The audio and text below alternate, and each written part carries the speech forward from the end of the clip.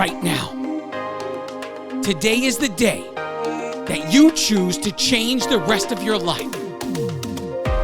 It is time to turn your setback into the greatest comeback story ever told, and nobody is more capable than you. Friday! This is the Ranting Weight Watcher podcast, the future #1 weight loss podcast in the world. I am your host, Donato Russo.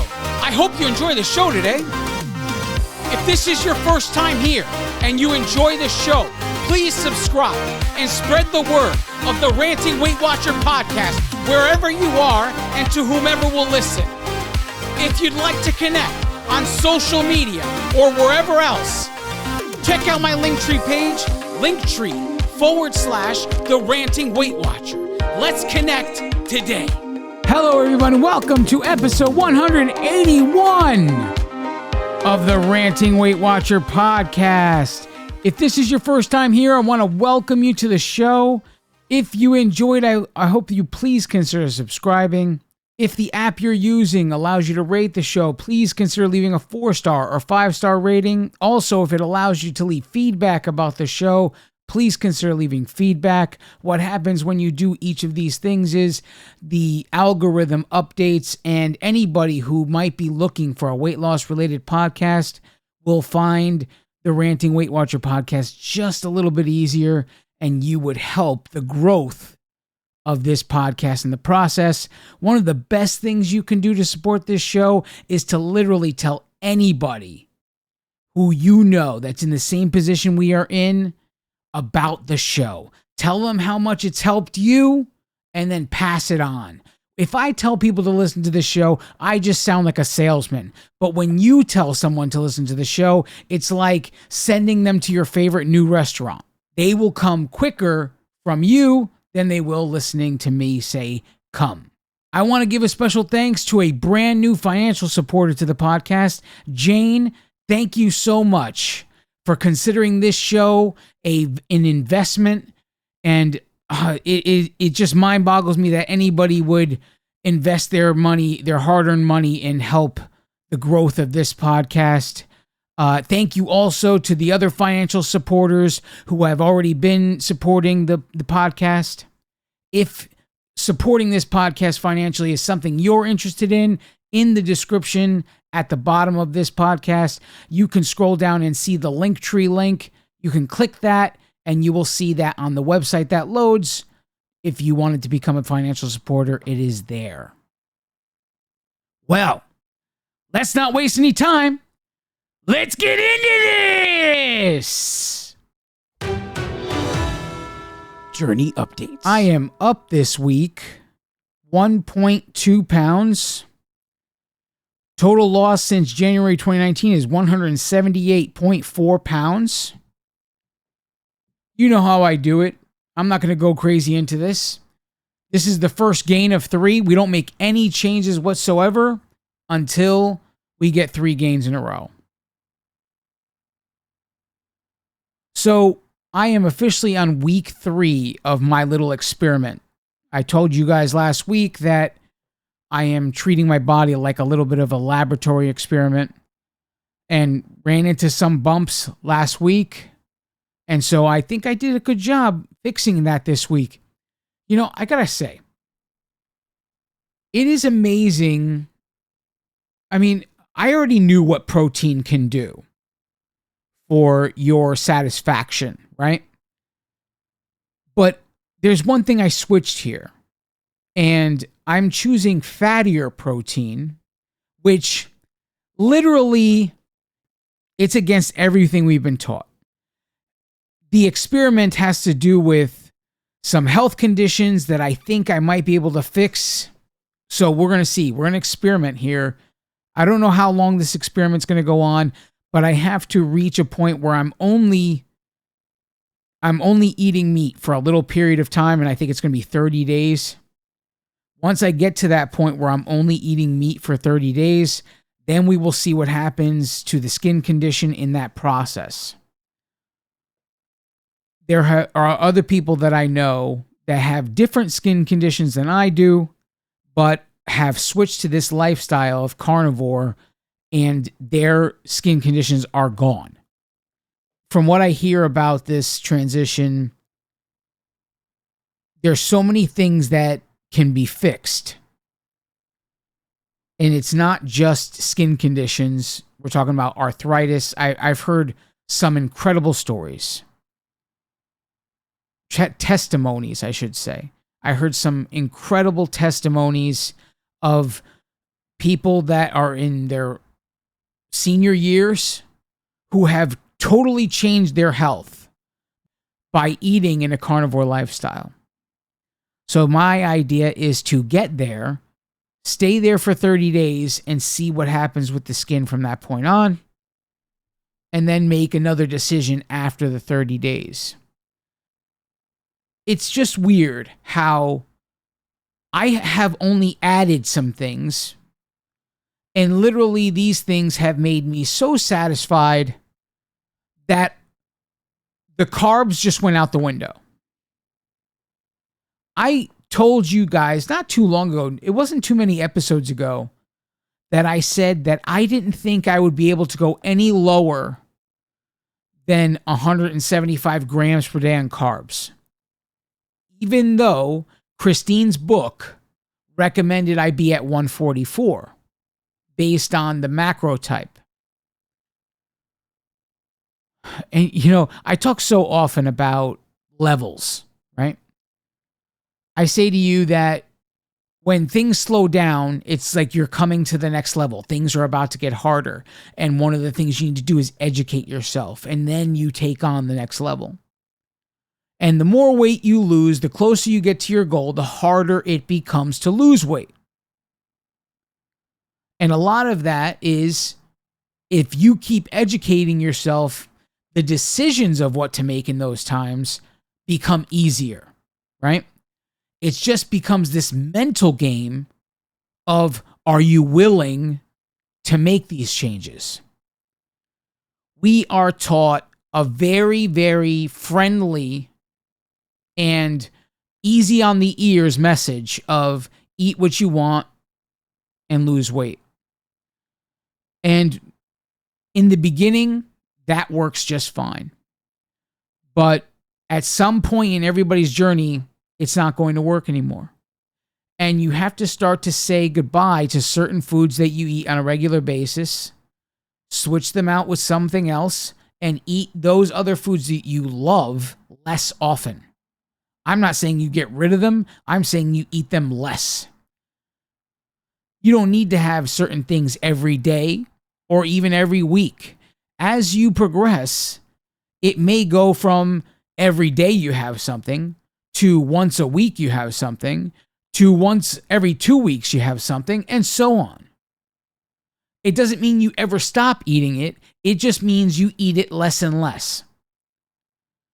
And the funny thing in my progression here is that every time I made changes and gained a little more progress, as I went through every year making different things happen, I noticed that every single time I would know the next change. It would become this mental game of, am I ready for that or am I not ready for that? And then out of nowhere, I would just know it's time. And I'd make the switch. Kind of like the story I tell you guys about how I used to walk in my parking lot 20 minutes and then I'd come in the house. That was my first 8 weeks of introducing walking into my lifestyle, was sitting in my parking lot going around in circles. Because I didn't think I could walk any more than 20 minutes. So I figured, let me just stay in the parking lot and I'll do this 2-3 times a week, whatever it was. I felt like I was a little stronger. But then the next thing was, how far do I go from the house? And then I established this entire outer neighborhood that I would walk through. Always knowing about that park that was just a little bit further down the road. And I would say to myself, oh no, I'm not ready for that. Not ready for that. And then one day I was just ready. And I went. And then when I got there, I realized how big it was. And then I'd say, oh, I'm not ready for the whole park. I'm just ready for half the park. So every stage has been this mental game of, am I ready? Am I willing? Am I able?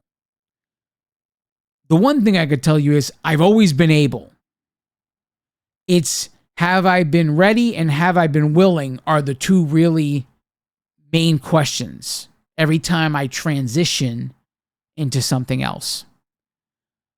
In regards to food itself, especially when I made the switch into macros, last year in April when I made that switch, it was, I read that book and I was all in, ready to go. Before that, I looked at macros as something that the elite people do. It was something for muscle-bound people who are extremely fit. It's for them. It's not for people like me. I don't even understand it. I'm not ready for that. And then I read the book, and all of a sudden I was ready. Why? What was the difference? The difference is I read something that gave me knowledge and made me understand it. And what am I always telling you guys to do? When you feel things are slowing down and you feel things like they're just nothing's going anywhere no matter what you do, this is the perfect time to remove guesswork and start educating yourself about what nutrition really is. Because the one thing I can honestly tell you, of all of these weight loss systems that exist, none of them is out to educate you on true nutrition. They just design their system and say, do our system and you'll drop weight. And none of that is false. If you do their system, you will drop weight. But none of it is geared toward you re-educating yourself and to learn what actual nutrition is. Because at some point, we have to learn the hard lesson and knowing we can't put in our mouth what makes us happy all the time. We have to get to a point where 97% of the time, we are giving our bodies the nutrients it needs to give us what we want. That's a hard pill to swallow, and people don't like that. But it doesn't make it less true. At some point, what you do now will no longer matter. It won't work. And you could put blindfold on and guess your way through it and go crazy attempting one thing after another, throwing, like, close your eyes and throw a dart at the wall and see what idea you hit. Or you can read a book you don't know. You could educate yourself.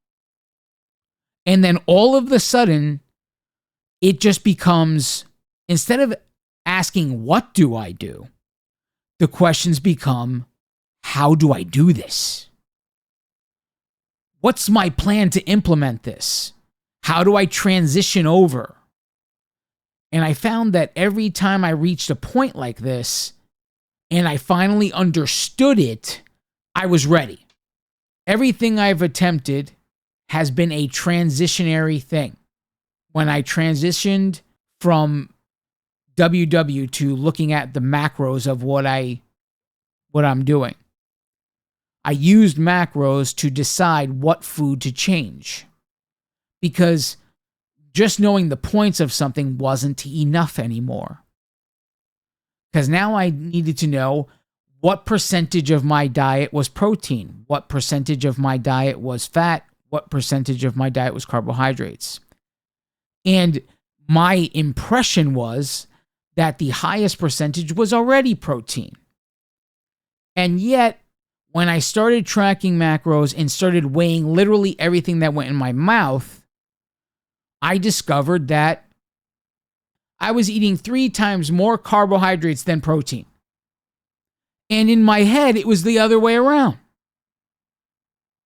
Go figure that.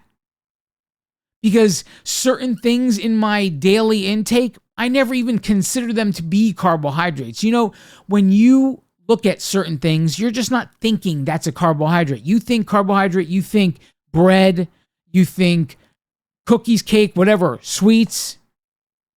You don't think apple. You don't think banana, orange, pear, whatever. Carbs are carbs no matter what. Doesn't matter. Doesn't play any games. We can look at them differently, but that doesn't mean that once they enter our system, they don't act like any other carb. In the end, carbs are carbs, protein's protein, fat's fat. And I was under the impression that the biggest number would have been protein. And I found out that the carbohydrates is more than triple what I was eating in protein. Again, the quest became, all right, time to make a cut. Let's go. What are we switching?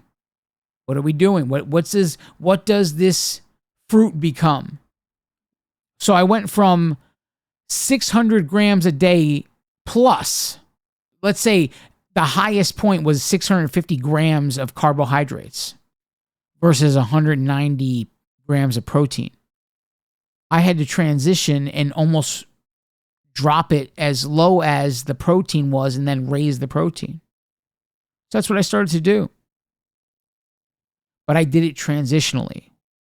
Because had I gone from 600 grams to 144 in one day, I never would have succeeded. It's kind of weird because the way I keep saying about the levels, it's almost like I geared my mentality to know that certain stages required certain work. And when I got to those things, it became, am I ready to do this work? Nobody in their right mind should be starting today and considering carnivore. Especially if the majority of the food you eat is processed food and all that other stuff. If you're eating junk food and processed food and all kinds of other things, the addictions attached to those foods they run deep. They run deep. And I accidentally switched those things. It was just something I said, you know what? I got to get rid of all this stuff. It was like everything that came in a package got switched to a fruit.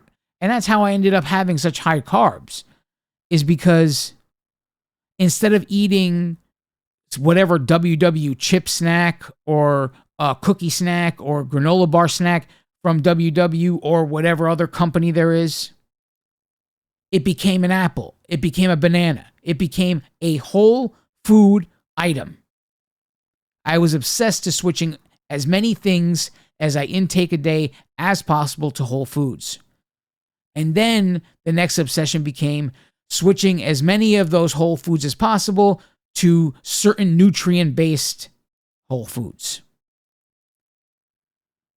And it got so hard when I got to the 175, it became another mental game.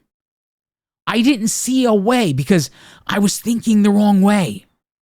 I wasn't doing it the way even, it was Christine who re-jogged my memory and said, don't think of it as what you're getting rid of, thinking of it as what you're adding, right? I'm paraphrasing what she said, but a subtraction by addition is what I called it. I wasn't thinking that way. I was thinking, oh man, I really like the apple and the banana. They're my favorite fruits that I eat all day. I literally would have dished everything else, but I was holding on to this apple and banana like somebody was trying to take candy away from me. And they were the easiest ones. They would have gotten me to the book numbers from 175 to 144 would have been easy had I just gotten rid of those two things and kept everything else. Then I would have been at the book's numbers. Just like that. Because the apple can be upwards of 20 grams of carbohydrates and the banana also 20, 25. So it would have been an easy transition to go from 175 to 144. No issues. Just eliminating those two things. But I couldn't do it. And it was because I was not thinking the right way. I had completely forgotten what I had done in every other transition. When I was switching from eating the foods I ate on a regular basis from my old life, I chose point-friendly items that I knew would make me successful because I liked the way they tasted. So it was about not eliminating pizza. It was about what can replace pizza the majority of the time so that pizza could become like a once-a-week thing. What do I like that's a lower point value so that pizza can become once a week, not once a day? Even then, I made slow transitions.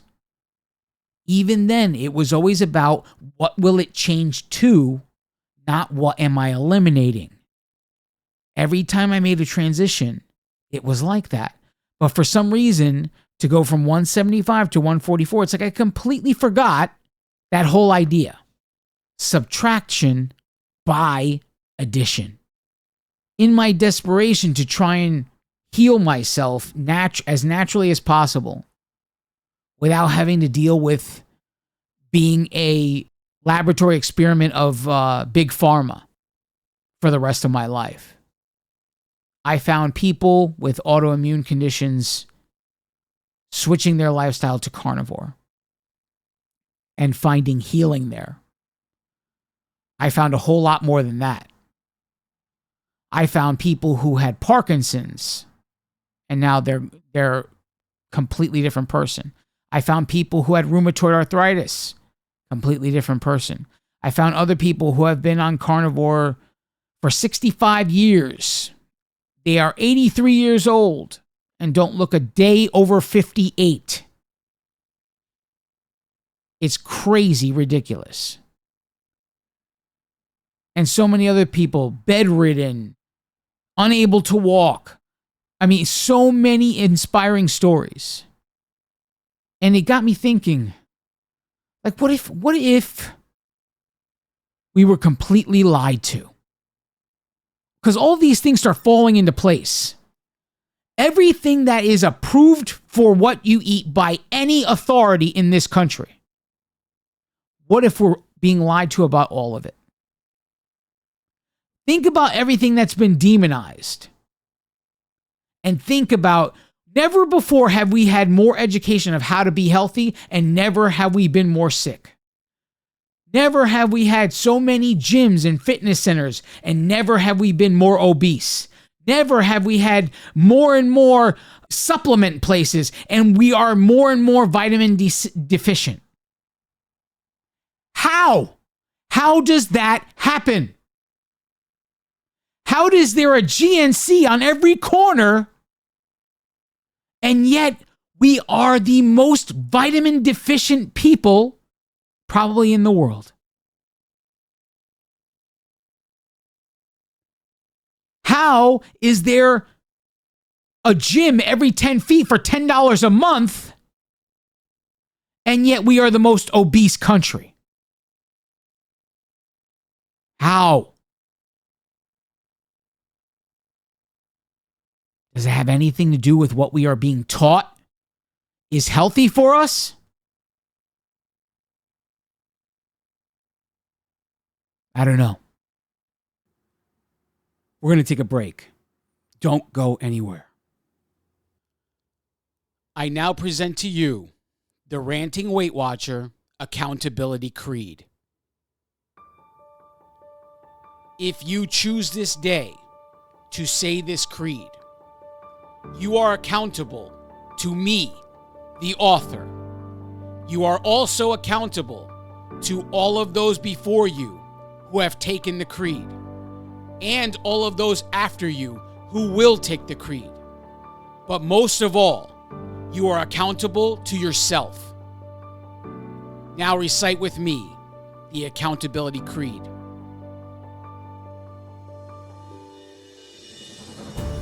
Nothing can stand in my way because I choose to be unstoppable.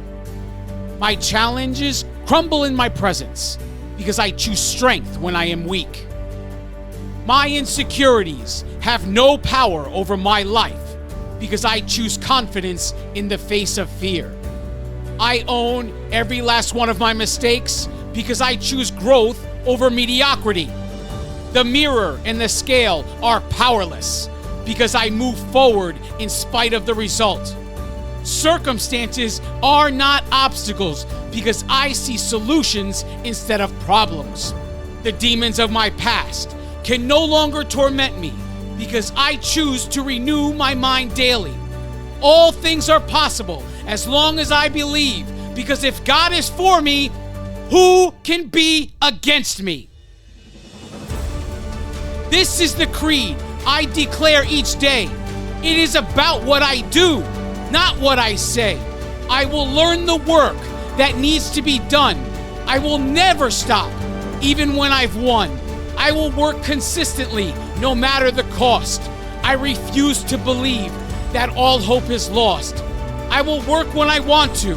I will work when I don't. I will work when they are cheering. I will work when they won't. I will work when it's easy. I will work when it's hard. The atonements that I've made are made with no regard. I will work when it's cold. I will work when it's hot, because choices have consequences, justified or not.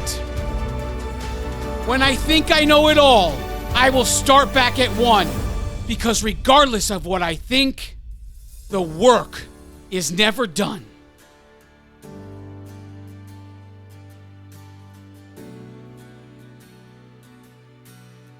And from this moment forward, when times are tough, I choose to believe that I am enough.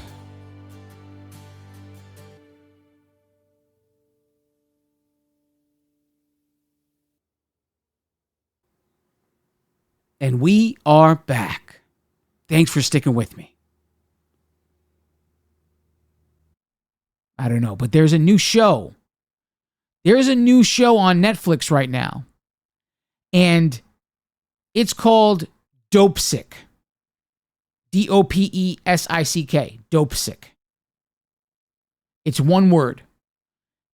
And the story is about Oxycontin and what happened during the approval process and the implementation of using Oxycontin, and how that became its own little epidemic of people dying of overdosing and all kinds of other things. And you watch as these people manipulate situations.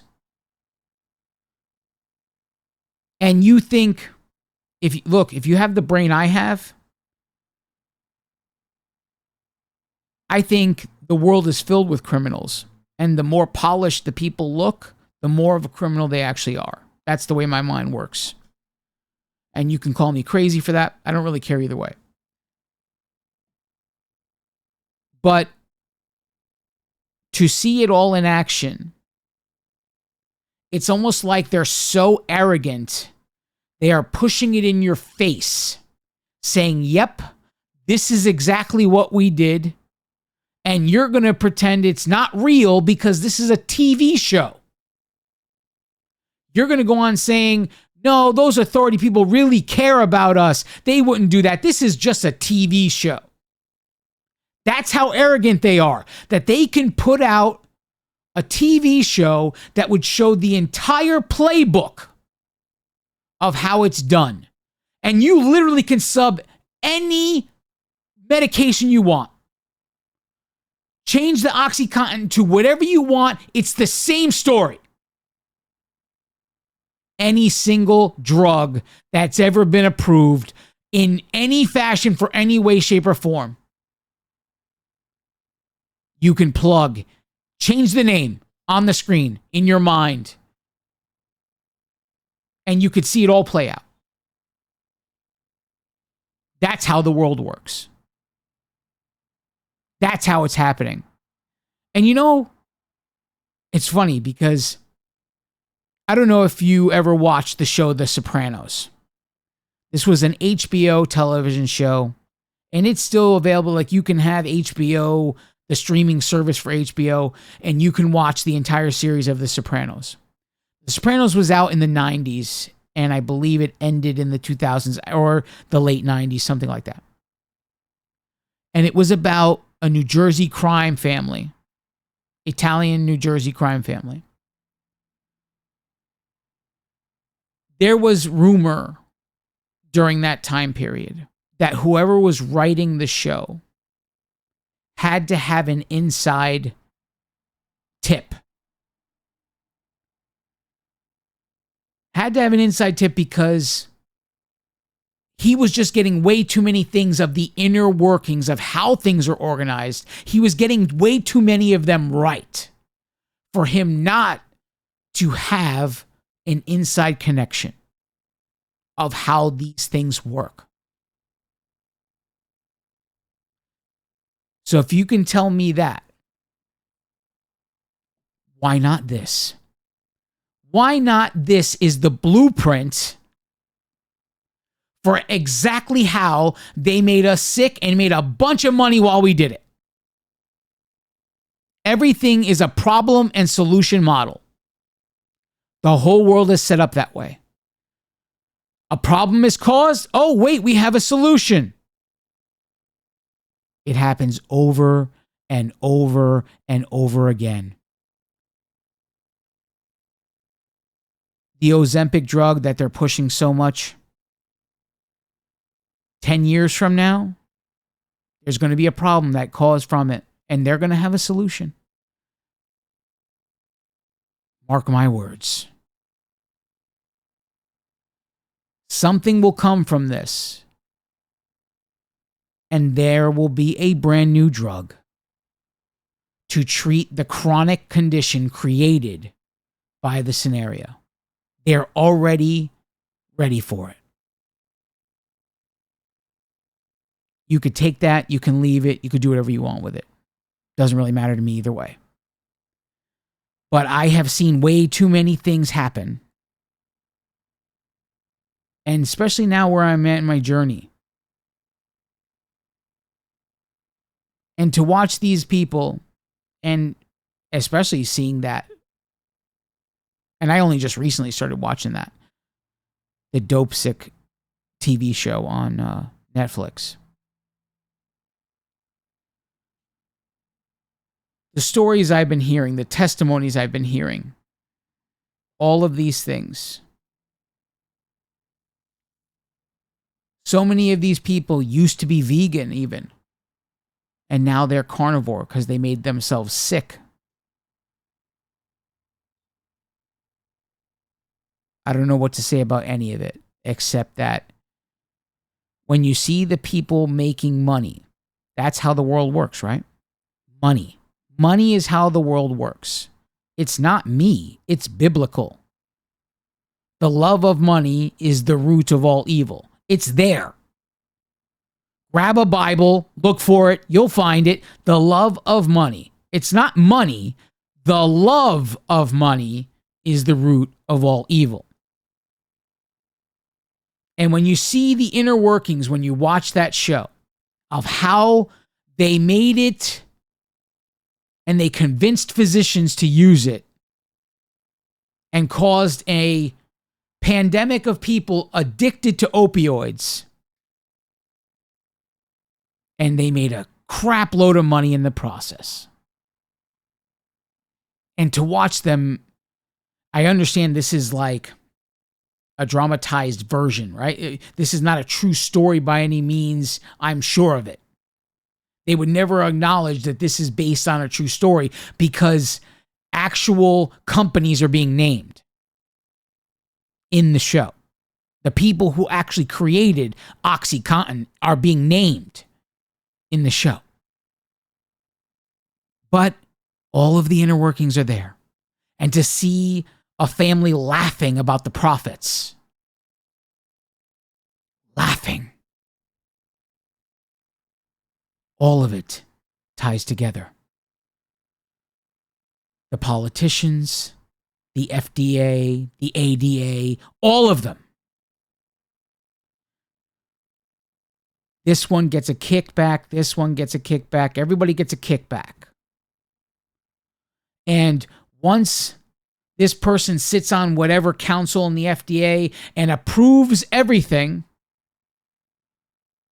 He then moves on. And when he leaves his post in the FDA, he has a job waiting for him at the exact same company that he helped by passing all the legislation to create an opioid pandemic. He has a job waiting for him there, paying him 5 times the amount of money that he made while he was working for the FDA. So he worked for the FDA, did a bunch of things with the promise that he would have a job when he was done with his work at the FDA. And if you don't think that has happened, wash, rinse, repeat over and over and over again, you're deciding to ignore it, not me. This is what I've been warning you about. They want you sick. So what does that mean? That means your only defense is to make sure you are as healthy as possible. They want you sick because what does it mean for them? If the food you eat makes you addicted and makes you sick, you're going to keep eating the food.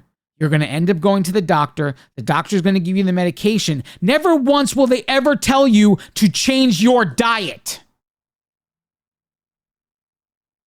You will go on eating the processed crap that keeps causing your medical conditions, and they keep handing you the medication for it. It's all on display. The entire process on that Netflix series.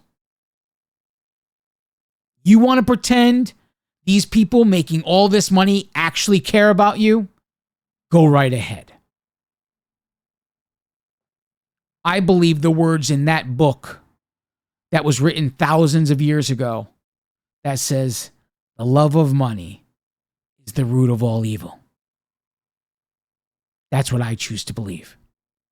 And in my mind, I would rather sit in a room full of mobsters who have committed murder, manslaughter, you name it.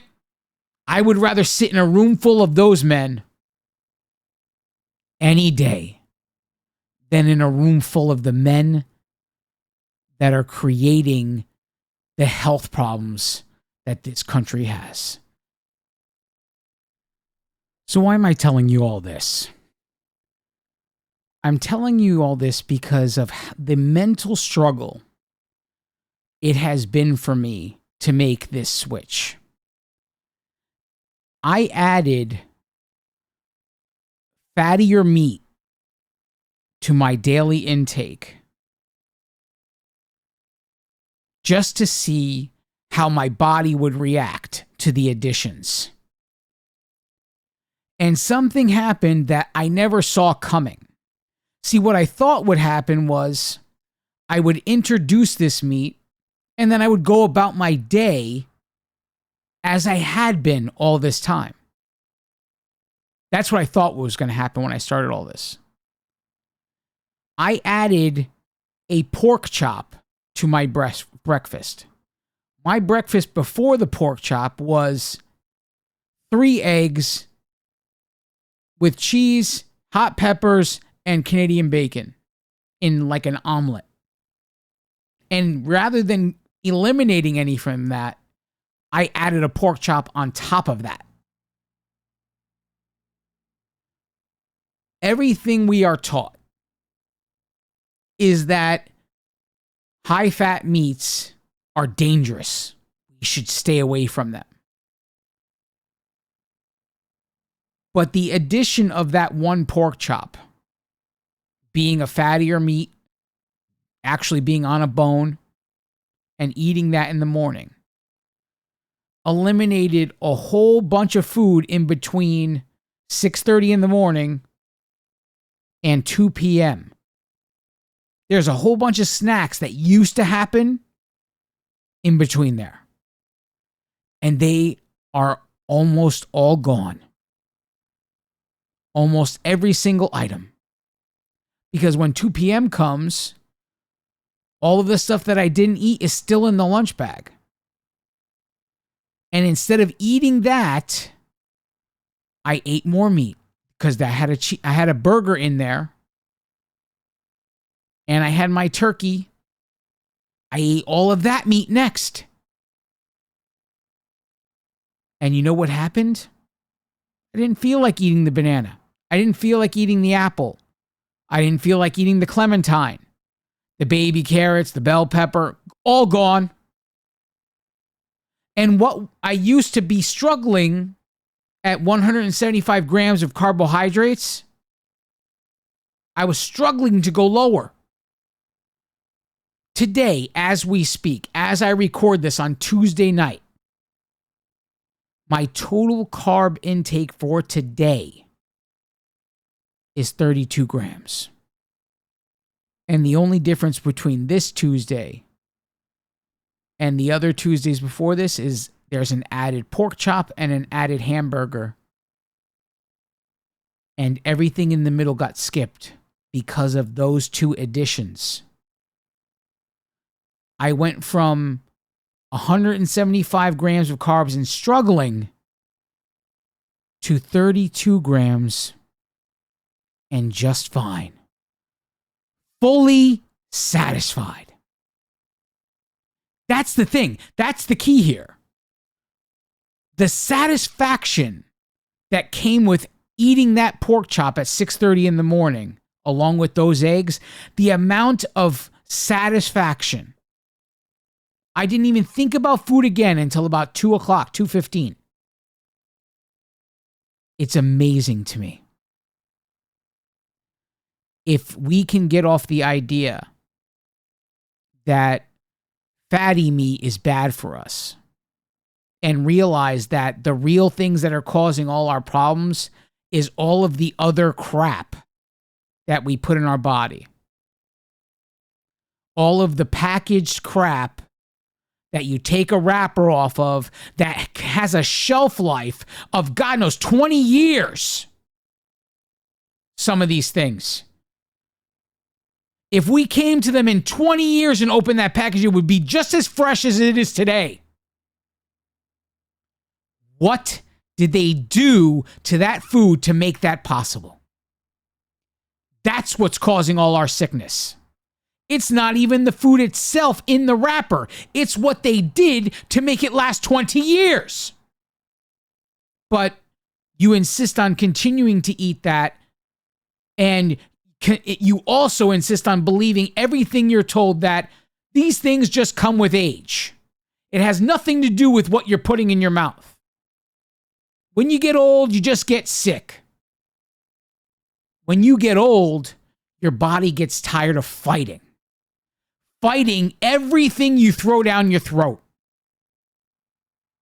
I watched this podcast, and the guy was talking about inflammation, and I never really understood what that is. Okay, you have inflammation. Okay, that just means things are, swelling, whatever. I don't know. I don't get it. Bloating, inflammation. That's kind of like the idea, the way people use inflammation. You injure something, things get swollen, you got inflammation. But he's using it on a dietary perspective. And that's the part I didn't understand. I understand that if I get injured, I hurt my knee's going to be swollen. There's inflammation around my knee. I completely get that. But when he's talking about what you eat causing inflammation, I don't get that. But this doctor was talking about the food that we throw down, that the body having no idea what is coming, that the things we send down, because they have these 20-year shelf life and they come with all of these extra ingredients that we can't even pronounce, we can't own them in our house. It is illegal for you to possess the ingredients, but it's perfectly fine for you to ingest them. When you send those things down your throat, your body is like, oh, what's he doing now? What's she doing now? And your intestines swell up to prepare to defend itself against what you are eating. And so many of these things are designed to be addictive. They're designed so that you are never satisfied. They are designed so that you just keep putting hand to mouth over and over and over again. And when you run out, you just want to buy more.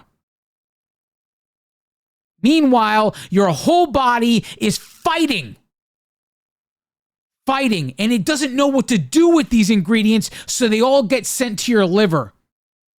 And your liver is just like, what am I going to do with this? Then comes fatty liver disease. We have all these chronic conditions, autoimmune problems, all of these things. What if they're all because of the crap we stick in our mouth? While we avoid the stuff that we were told was unhealthy for us, that could be the real cause of why we are truly unhealthy. Because we are staying away from the things that would keep us satisfied and healthy.